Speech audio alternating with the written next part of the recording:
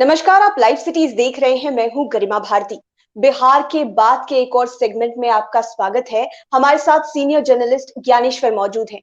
आज हम लोग बिहार की बात में उत्तर प्रदेश चुनाव की चर्चा करने वाले हैं, क्योंकि हम सभी लगातार देख रहे हैं कि बिहार के बड़े बड़े नेता यूपी इलेक्शन में काफी इंटरेस्ट ले रहे हैं। और सबसे पहला नाम अगर जहन में आता है तो मुकेश सहनी को लेकर आता है। मुकेश सहनी बिहार में मंत्री हैं और बार बार उत्तर प्रदेश जा भी रहे हैं, काफी इंटरेस्ट भी ले रहे हैं। आपको क्या लगता है, आपका अनुभव क्या कहता है, मुकेश सहनी की दाल उत्तर प्रदेश में गलेगी? देखिए गरिमा जी, आपने कहा कि मुकेश सहनी की दाल गलेगी। उत्तर प्रदेश चुनाव की बात कर रहे हैं। जी। मुकेश सहनी वीआईपी पार्टी के मुखिया हैं, बिहार सरकार में मंत्री हैं और बात हो रही है उत्तर प्रदेश की।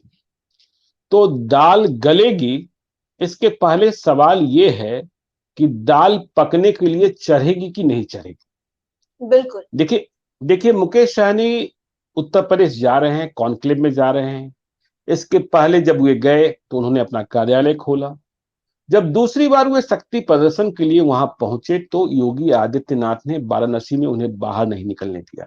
हम्म। तो देखिए, बिहार और उत्तर प्रदेश के हालात में फर्क है। आप यह भी देख रहे हैं कि जनता दल यूनाइटेड, मतलब नीतीश कुमार की पार्टी, जी। ललन सिंह नए राष्ट्रीय अध्यक्ष, वे भी जी। ऐलान कर चुके हैं कि हम यूपी लड़ेंगे। अब जनता दल यूनाइटेड यूपी किस तरीके से लड़ता है यह भी देखने की बात होगी। बीजेपी की अलायंस पार्टनर होती है या फिर कोई और रास्ता निकलता है। ललन सिंह कह चुके हैं कि जेडीयू को राष्ट्रीय पार्टी बनाना है, इसलिए यूपी लड़ना जरूरी है।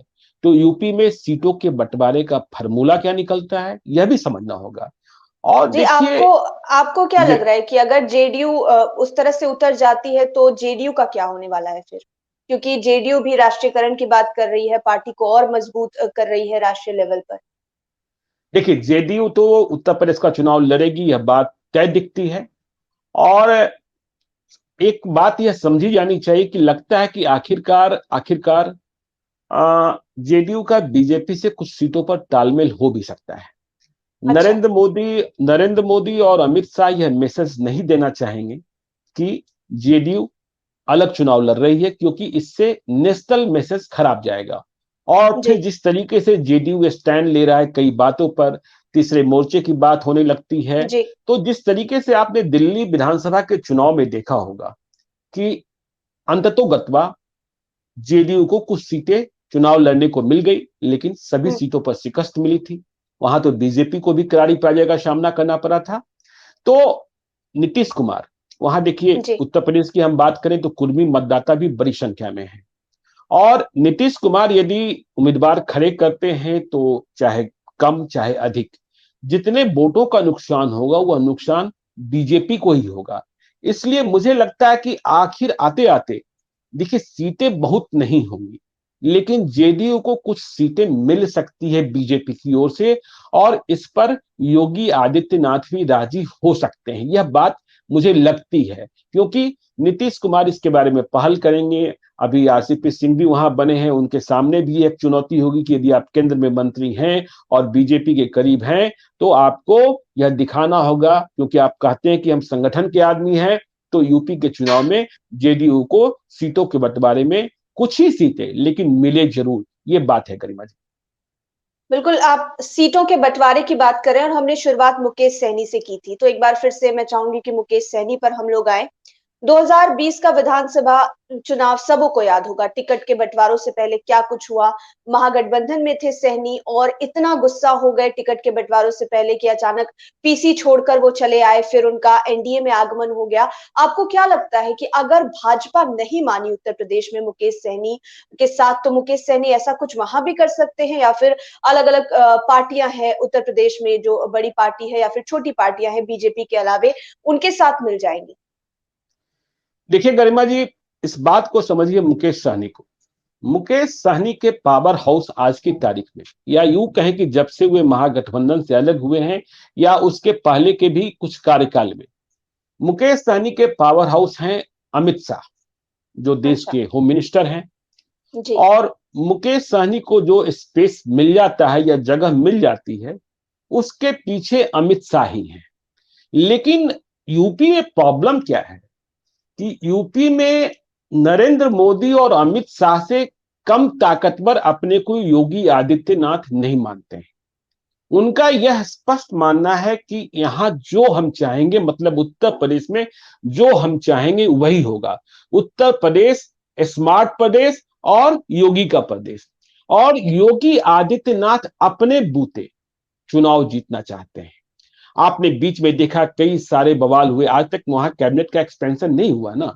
देखिए AK शर्मा नौकरी छोड़ कर आए, उसके बाद ये हुआ कि उन्हें प्रधानमंत्री के नुमाइंदे के रूप में भेजा गया है, वहां डिप्टी CM बनाया जाएगा, तमाम जगह खबर चलती रही, लेकिन योगी आदित्यनाथ नहीं माने।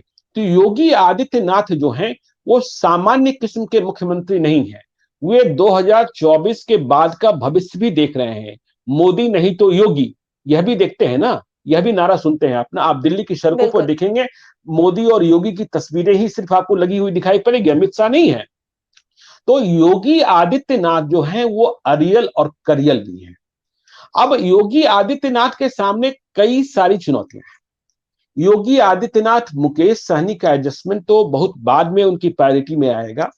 योगी आदित्यनाथ की सबसे पहली प्रायोरिटी है कि उन्हें अपने लोगों को, उनकी संख्या विधायक सबसे अधिक हो। देखिए वे जब पिछली बार भी जब मुख्यमंत्री बने तो लोग तो यह कह रहे थे, सारे अनुमान यह कह रहे थे कि मनोज सिन्हा जो अभी राज्यपाल हैं वे मुख्यमंत्री बनेंगे। वे बाबा विश्वनाथ की पूजा भी कर चुके थे और जहाज के आने का इंतजार कर रहे थे, लेकिन योगी आदित्यनाथ ने लड़कर मुख्यमंत्री की कुर्सी हासिल कर ली।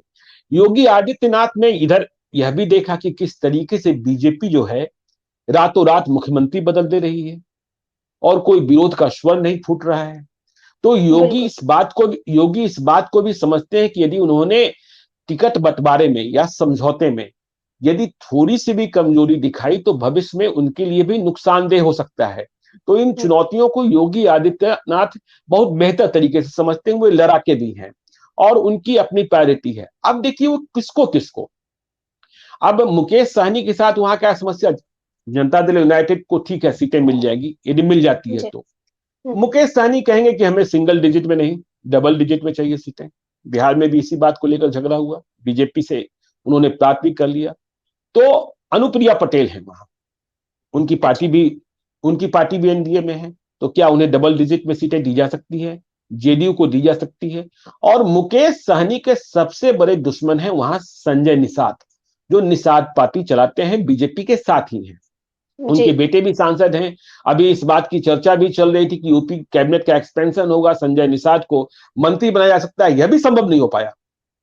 और मुकेश सहनी ने इतना जरूर किया है, देखिए मुकेश सहनी अपनी उपस्थिति दर्ज कराना, अपना हस्ताक्षर बनाना जानते हैं मल्लाहों के बीच में, सहनी समाज के बीच में। इतना बड़ा बड़ा विज्ञापन अखबारों में देते हैं अपने जाने के पहले कि वहां चर्चा हो जाती है। अभी मेरे जानने वाले को अयोध्या गए हुए थे तो उन्होंने बताया कि ऐसे ही गए हुए थे, लेकिन उन्होंने नदी में देखा कि वहां वीआईपी का झंडा दिख रहा है।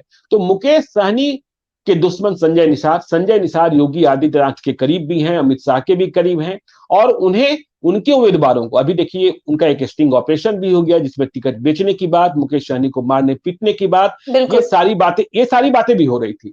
लेकिन संजय निषाद की ताकत ये रही है वहां यूपी में कि जब वे बीजेपी के साथ नहीं थे और योगी आदित्यनाथ के मुख्यमंत्री बनने के बाद जब गोरखपुर संसदीय क्षेत्र का उपचुनाव हुआ तो उन्होंने वहां चुनाव हरा दिया बीजेपी के उम्मीदवार को। बाद में हुए बीजेपी में उनके बेटे आए, सांसद बने, सब कुछ बात सही है। तो संजय निषाद की वो ताकत है।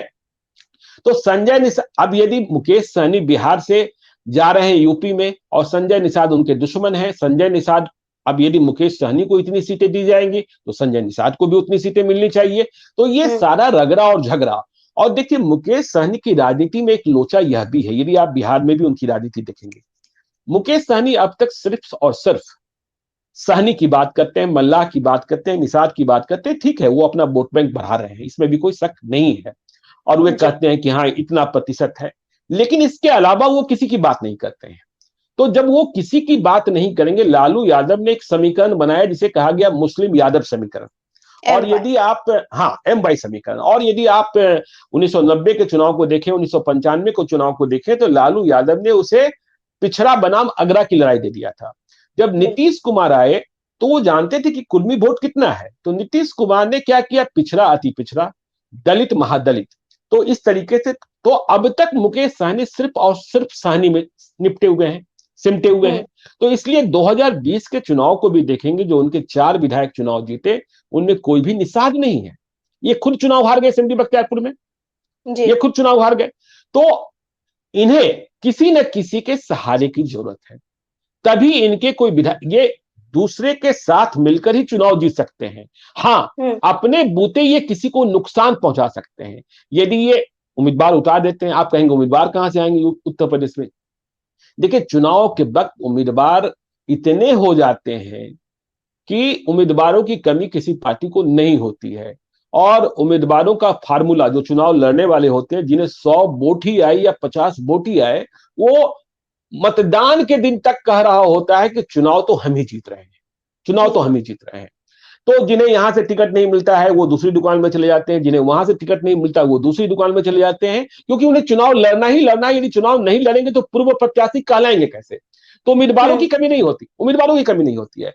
लेकिन यदि मुकेश सहनी कोई दूसरा दांव वहां खेलते हैं, तो यह बात भी समझने की जरूरत है कि नुकसान जो होगा, वहां जो निषाद और मल्लाह का वोट है वो बीजेपी के साथ दिखता है।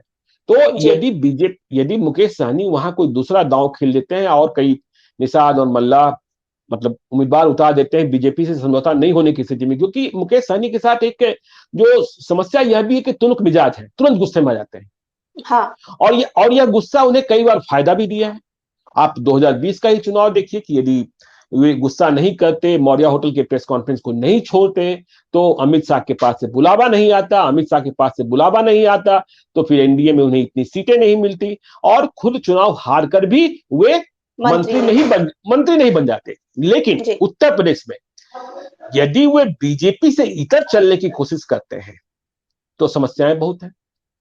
समस्याएं ये है कि अकेले क्या करेंगे, अकेला चना भार नहीं फोड़ सकता है, तो क्या कर लेंगे, यह बात समझने की बात है। और यदि वे बिल्कुल, एक अंतिम सवाल मैं पूछना चाहूंगी। आप बार बार कह रहे हैं कि मुकेश सहनी को एक पुश की जरूरत है, किसी के साथ की जरूरत है, और हम बार बार ये कह रहे हैं कि मुकेश सहनी अकेले कर लेंगे। लेकिन अगर बीजेपी ठान ले कि उन्हें साथ नहीं देना है मुकेश सहनी का उत्तर प्रदेश में, उस स्थिति में क्या हालत हो सकती है? देखिए, मुकेश सहनी बीजेपी ठान ले तो अपने पूरे पॉलिटिकल कैरियर के बारे में, जो आज उनका कैरियर है, जहां तक पहुंचे हैं, वो कहते हैं बिहार की सरकार में शामिल हैं, तो उन्हें इस बारे में पुनर्विचार करना होगा।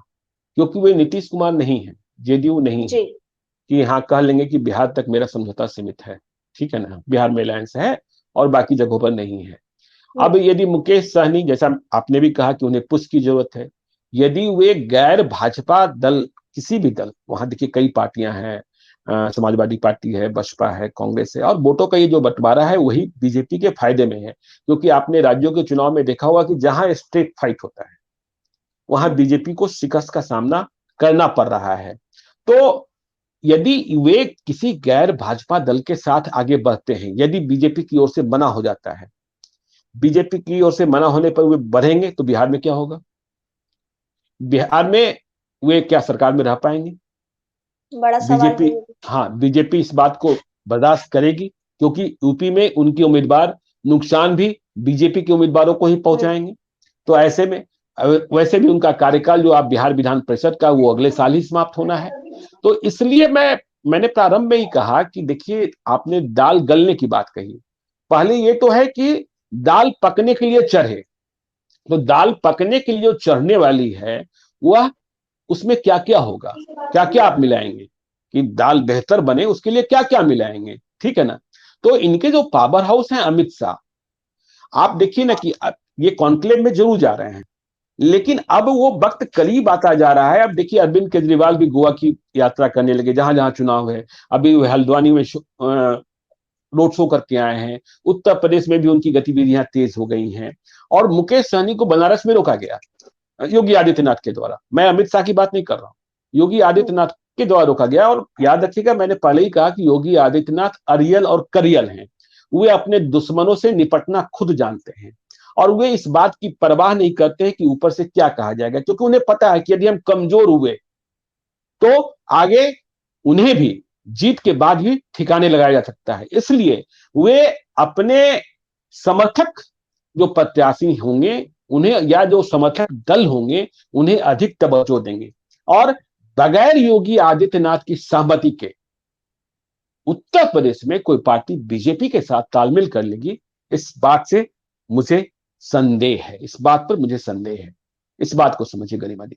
बात हम लोग बिहार की कर रहे हैं, बिहार की बात कर रहे हैं। आपको बतौर बिहारी कैसा लग रहा है कि बिहार में जिन पार्टियों का उदय हुआ है, जैसे कि हमने वीआईपी की बात की, जेडीयू की बात की, तो उनका एक्सपेंशन हो रहा है राष्ट्रीय स्तर पर और मजबूत हो रहा है, तो ये बिहार के लिए फायदेमंद आने वाले समय में साबित होगा या नहीं?